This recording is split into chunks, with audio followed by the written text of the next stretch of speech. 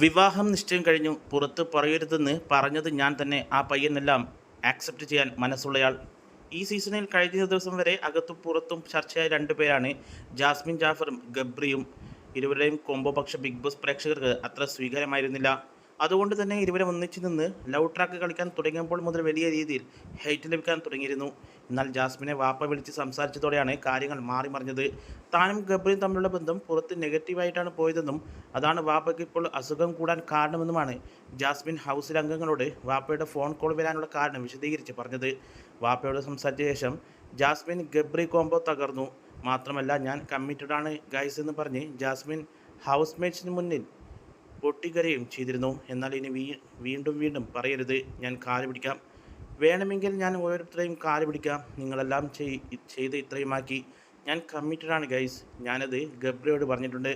നിങ്ങൾക്കറിയില്ലായിരിക്കും, ഞാൻ ആരുടെയും അടുത്തും ഒന്നിനും വരില്ല എന്നാണ് കരഞ്ഞുകൊണ്ട് ജാസ്മിൻ പറഞ്ഞത്.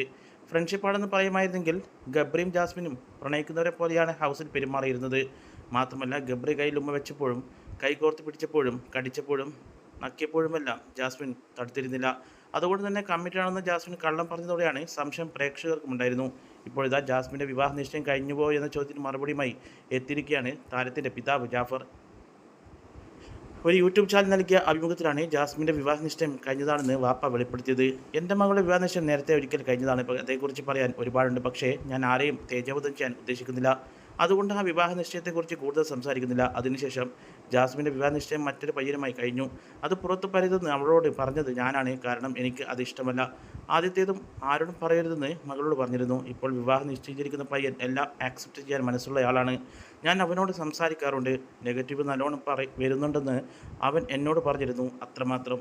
ദിവസം ആ പയ്യനുമായി ഞാൻ സംസാരിക്കാറുണ്ട്. അതുപോലെ അവളുടെ സുഹൃത്തുക്കളെ കടിക്കാറൊക്കെയുണ്ട്. അത് ഞാൻ കണ്ടിട്ടുള്ളതുമാണ്.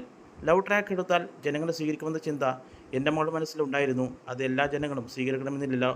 അതുമാത്രമല്ല, കരയരുത്, ലവ് കുമ്പോൾ പിടിക്കരുത് എന്നൊക്കെ അവളോട് ഞാൻ പറഞ്ഞു വിട്ടതുമായിരുന്നു.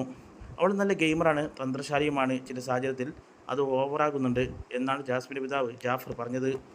കൂടുതൽ വാർത്തകൾക്കായി ഈ ചാനൽ ഇപ്പോൾ തന്നെ സബ്സ്ക്രൈബ് ചെയ്യുക.